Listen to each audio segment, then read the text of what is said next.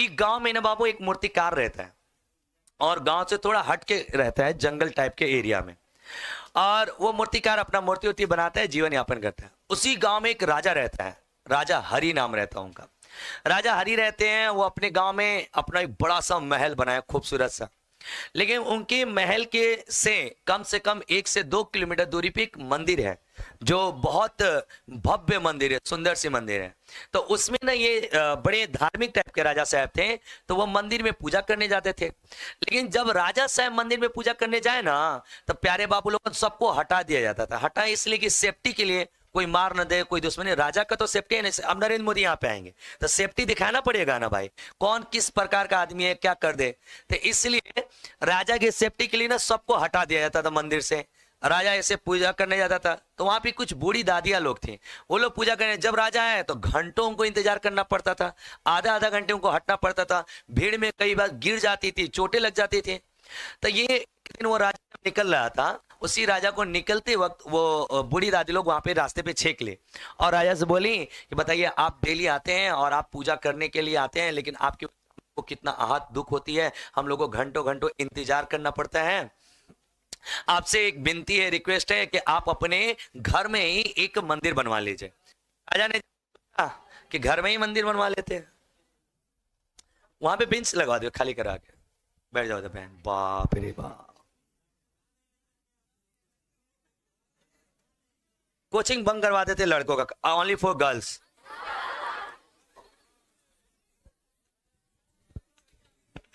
बाप रे बाप। सुनिए, कुछ लोगों ने कहा कि बच्चे कितने आएंगे, आप बैच खोल रहे हैं। हमने कहा कि बस बच्चे 4 आएंगे ना, तभी भी मेरी एनर्जी उतनी थी। 400 आएंगे तो एनर्जी उतनी रहेगी। देखिए बच्चों पूरा भर गए। एक चीज और बताएं, आप लोग क्यों यहाँ पे आए? आपके अंदर एक आग है, बस उसे कोई जलाता नहीं है। जानते इससे होता है ना कि कोयला है, कोयला को माच दीजिएगा तब ना वो से आग पकड़ेगा। आप लोग के अंदर ऑलरेडी है, सब पाने का, बट आपको कोई देने वाला नहीं है। वो माचिस की तिल्ली लगनी चाहिए। अब आते हैं स्टोरी पे। तो मंदिर में वो निकल रहा था, राजा से बोला कि यार आप क्यों नहीं अपने ही दरबार में मंदिर बना लेते, क्यों हम लोग को परेशान करते हैं, हम लोग को कितनी दुख सहनी पड़ती है। राजा इस बात से बड़ा तो हम राज दरबार के राजा हैं, अपनी जनता को हम दुख पहुंचा रहे हैं। तो राजा इस बात बड़ी आहत हुआ। उसने कहा कि चलो ऐसा करते हैं कि हम लोग अपने महल में ही एक सुंदर सी मूर्ति बनवाएंगे। राजा जाता है कि उस एरिया का सबसे सुंदर मूर्तिकार जो बनाता हो मूर्ति भव्य भगवान की, उसके पास चलते हैं। तो वो राजा जाता है, तो वहां पे पता चलता है गांव से कुछ दूर जंगल में एक मूर्तिकार रहता है। उसके पास जाते हैं, राजा साहब कहते हैं कि राम भगवान की खूबसूरत सी मूर्ति मुझे बना के दे दो। तो वो मूर्तिकार कहता है ठीक है, हम बना के दे देते हैं आपको। वो मूर्तिकार जंगल से पहाड़ की तरफ जाता है पत्थर लाने के लिए, भगवान भगवान राम भगवान की मूर्ति बनाने के लिए। वो जब जाते हैं पहाड़ की तरफ, तो एक खूबसूरत सा पत्थर उसे दिखाई देता है, जिस पत्थर के अंदर ऐसी क्वालिटी थी जिससे हम लोग राम भगवान की सुंदर मूर्ति बना सकते हैं। पत्थर उठाया वहां पे और लेके आया अपने वहां पे जहाँ कुटिया था उसके। और वो पत्थर को जब लेके आया और उसके राम भगवान की मूर्ति बनाने के लिए जब उसे रूप देने लगा, तो उसने छेनी हथौड़ी की उसके ऊपर प्रहार की। जब पहला प्रहार किया तो पत्थर बोला, ओ बहुत दर्द हो रहा है यार, क्या कर रहे हो? तो वो बोलता है नहीं नहीं, थोड़ा बर्दाश्त करो ना, तुमको ना हम भगवान का रूप देंगे, कुछ दिन अगर दर्द सह ले तो भगवान का रूप देंगे। तो कहता है ठीक है चलो कोशिश करते हैं। फिर हथौड़ी लगाता है। तो अब भाई खूबसूरत जितनी मूर्ति बनानी है उतनी ज्यादा कट लगानी पड़ेगी, उतनी ज्यादा उसको चोट देनी पड़ेगी, उतनी बारीकियां उसमें करनी पड़ेगी। ये मारे, उससे दर्द हो, चिल्लाए। फिर क्या भाई बर्दाश्त करे तो बोल। लास्ट में क्या एक आध 2 बार और उसने जब पीटा, तो लास्ट में गुस्से बताया रहने तो, हमको नहीं बनना है, हमको नहीं भगवान बनना है, हम जैसे हैं वैसे ही सही हैं, हमें कोई जरूरत नहीं भगवान बनने की। आप अपने से जोड़िएगा खाली, कि एक टीचर जब हम आपको मोटिवेट कर रहे हैं, पढ़ने के लिए समझा रहे हैं, उससे रिलेट करिएगा। वो पत्थर मना कर दिया, तो उन्होंने उस पत्थर को साइड में रख दिया। साइड में पत्थर रख के फिर अगले दिन गया जंगल, फिर पहाड़ों पे गया और फिर एक सुंदर सा पत्थर लेके आया। अब जब वो सुंदर सा पत्थर लेके आया तो पहले उस पत्थर से पूछा, देख भाई हम तुमको भगवान की राम भगवान की स्वरूप देने वाले हैं, और तुमको बड़ी दर्द होगा जब हम तुम्हारे ऊपर छेनी हथौड़ी की प्रहार करेंगे, क्या तू दर्द सहने के लिए तैयार है? तो कहता है पहले देखते हैं दर्द कैसा होगा। तो कहता चल भाई हम प्रहार करते हैं। तो शुरुआत की प्रहार करता है, उसमें बहुत तीखा दर्द होता है, मतलब एकदम बिलखने वाली दर्द शुरुआत जो होती है उसकी। तो उसने कहा भाई बहुत दर्द हो रहा है। कह रहे नहीं, दर्द को बर्दाश्त करेगा ना तू राम भगवान बन जाएगा। तो उसको लगा राम भगवान बन के क्या होगा, तो उन्होंने समझाया, देख राम भगवान बनेगा ना तो दुनिया तुझे पूजेगी, दुनिया तुझे सलाम करेगी, दुनिया पूरी जिंदगी तुम्हारी इज्जत करेगी। तो उसी ने ये चीजें बड़ी लुभावनी लगी, कहा चलो हम दर्द सहने के लिए तैयार हैं। अब वो जो मूर्तिकार था लगा अपने छेनी हथौड़ी से बार बार उसके ऊपर प्रहार करने, प्रहार करता, खूब दर्द होता, खूब रोता, खूब विधगल का, अंदर अंदर सोचता काहे पंगा ले लिए, काहे बोले कि हम राम बनेंगे, नहीं बनते, वो सही जीवन ठीक था। आप अपने आप से रिलेट करिएगा, जब टीचर आपको, आपके माँ बाप आपको पुशअप करते हैं, जब आपको समझाते हैं तो आपको ऐसे ही लगता है, खूब दर्द उसको लग रहा है, लेकिन धीरे धीरे उसको दर्द सहते सहते एक समय आया कि राम भगवान के एक भव्य खूबसूरत सा चेहरा मूर्ति बना। अब वो भगवान की, राम भगवान की मूर्ति पत्थर का बन के तैयार हो चुका। कुछ समय के बाद राजा हरि आते हैं और उस मूर्तिकार से पूछते हैं, जो मूर्ति बनाने के लिए हमने आपको दी थी क्या वो मूर्ति बन चुकी है? उन्होंने बोला हाँ राजा, लेकिन मैंने इस मूर्ति को बहुत गढ़ा है, बड़ी दर्द दिया इस पत्थर को, आपसे इसके लिए हम मुहूर्त लेंगे, मतलब इसके मुंह दिखाने के लिए पैसे, और हम कुछ रत्न मिलेंगे जब आप इस मूर्ति से खुश हो जाएंगे। बोला ठीक है भाई, अगर आप पसंद आती है तो हम आपकी मन चाहिए चीज आपको दे देंगे। राजा फिर लाई जाती है राम भगवान की मूर्ति, और वो मूर्ति को ओपन किया जाता है, पेपर कट किया जाता है ना जो पहली बार, आंखें खोली जाती है, शीशा फूटता है, समथिंग कुछ था, तो वहां पे आंख खोली जाती है, और जब वो राजा हरि राम भगवान की मूर्ति देखते हैं उनको लगता है कि साक्षात राम भगवान को मैं देख रहा हूं, साक्षात राम हमारे सामने है। और ये मूर्ति देखने के बाद और इस चीजों को देखने के बाद, इधर आ जा बहन, इधर बैठ जा, दोनों कुर्सी दे दीजिए, एक तो और कुर्सी है, इधर रख लो बैग। बाप रे बाप, जानते हैं क्लास के 500 बच्चों का 450।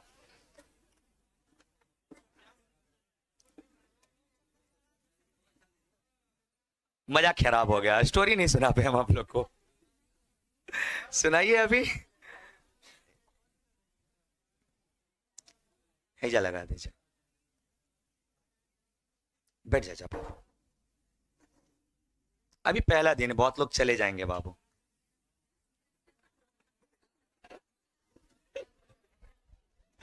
आप इस इतना सच कौन बोलता है? सुनिए, तो जब भगवान राम भगवान की उन्होंने मूर्ति वहां पे देखी, मूर्ति को जब चेहरा खोला गया राजा एकदम खुश हो गया, वाह कितनी सुंदर मूर्ति है। तो उन्होंने बोला कैसे गढ़ा तुमने इतनी खूबसूरत मूर्ति? सर मैं इसके ऊपर दिन रात मेहनत किया और इससे लाख दर्द हुआ, फिर भी मैंने इसके ऊपर छेनी हथौड़ी चलाई, इसने उफ करके रह गया। बोला नहीं, अगर मुझे भगवान का रूप तुम दे रहे हो तो उसके लिए लाख दर्द सहने के लिए मैं तैयार हूं। अब वो मूर्ति तैयार हो गई, अब लेके जा रहे थे राजा साहब उससे रात अपने महल में। जब वो अपनी मूर्ति राम भगवान की निकाल रहे थे, उसी वक्त वो पत्थर जिसको हथौड़े की चोट से दर्द हो रही थी बगल में दिखाई दिया। तो राजा साहब ने बोला ये पत्थर आपके किसी काम का है? तो उन्होंने बोला नहीं कोई काम का नहीं है। बोला मुझे दे दीजिए, थोड़ा मुझे काम है इस पत्थर की। तो उन्हें कुमार बोला, मूर्तिकार ने बोला ठीक है आप ये भी पत्थर ले जाइए। दोनों पत्थर लेके जाया जाता है। राम भगवान की जो मूर्ति होती है उस महल के सबसे ऊंचे वाले स्तर पे तैयार की जाती है, एकदम भव्य उनके स्थान रखने के लिए उस मूर्ति को। उसके लिए चारों तरफ फूल, उस शहर की सबसे खूबसूरत जो फूलें थी उन्हें लाया जाता है, सबसे अच्छी खूबसूरत देने वाली जो सुगंधें थी उन्हें लाया जाता है, और उस पूरे मंदिर को भव्य तरीके से सजाया जाता है। पूरे भगवान के रूप को जो पत्थर से बनाई गई थी, दूध से उन्हें शुद्ध घी से धोया जाता है। इतनी सम्मान के साथ उस पत्थर को उस मंदिर में रखा जाता है। पूरी तैयारी होती है, पूरा भव्य मंदिर तैयार होता है, पूरे शहर में हल्ला होता है कि राजा साहब ने अपने खुद के महल में एक राम भगवान की भव्य मंदिर बनवाई है। पूरे गांव गांव में हल्ला हुआ, हजारों लोग उस मंदिर में दर्शन करने के लिए तड़प रहने लगे कि क्या है, ऐसा क्या है, ये कितनी खूबसूरत मूर्ति बनी हुई है, ये कौन भगवान का बताया जा रहा साक्षात रूप दिखाई दे रहा उसमें। और वो जो पत्थर था, उस पत्थर को उसी मंदिर के बाहर एक जगह रखा गया था जहां पे इंसान को आते वक्त नारियल फोड़ना था। उस नारियल फोड़ने के लिए उस पत्थर को वहां पे रखा गया। अब ये भव्य मंदिर की शुभारंभ हुआ, अगले दिन हुआ, सुबह हुआ, पूरे शहर में हल्ला किया गया कि राम भगवान की मूर्ति आज खोली जाएगी।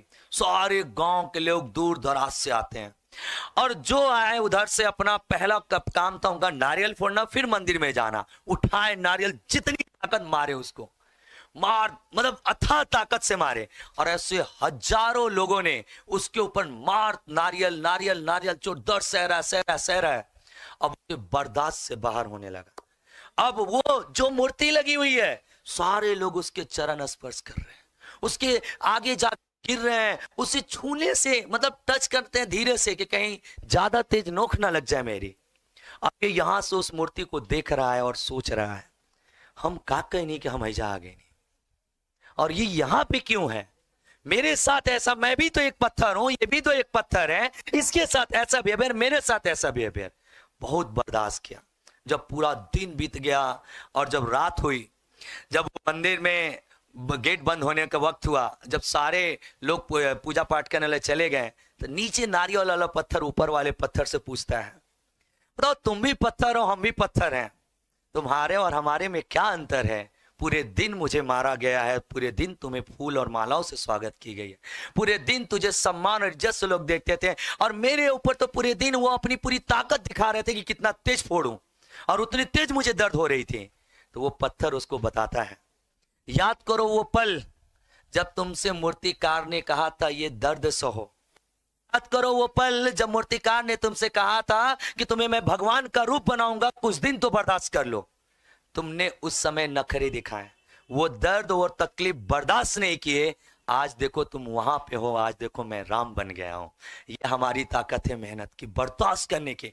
यहां से उन्होंने उसे कहा कि याद रखिएगा, ये माँ बाप गुरु का जो दिया गया दर्द है, तकलीफ है, आज आपको ये मेहनत लग रही है, लेकिन जब आप एक ऑफिस में बैठेंगे, जब आपके घर महीने का 100 रुपया नहीं होता है, हजारों रुपया आपके अकाउंट में आएगा, हर महीने आपके अकाउंट में 80,000 रुपया 50 डेबिटेड दिखाई देगा, आप उस दिन अपने आप को एक्सप्लेन नहीं कर सकते हैं कि एक आम रोड का बच्चा कहाँ आया। सेकेंड, आप उस माँ बाप जो 22 साल से कहते ना, इस बैग जो क्लास बैठा है ना, कोई लड़का लड़की नहीं बैठा है, हर माँ का एक सपना, हर एक बाप का एक अरमान बैठा पड़ा है, हर एक कॉपी में माँ का सपना है, हर एक बेंच पे बाप का अरमान बैठा हुआ है, और उस माँ के घर का उम्मीद बैठा है कि एक दिन एक चिराग मेरे घर में आएगा और पूरे घर का उजाला करके दिखाएगा। उस चिराग के लिए,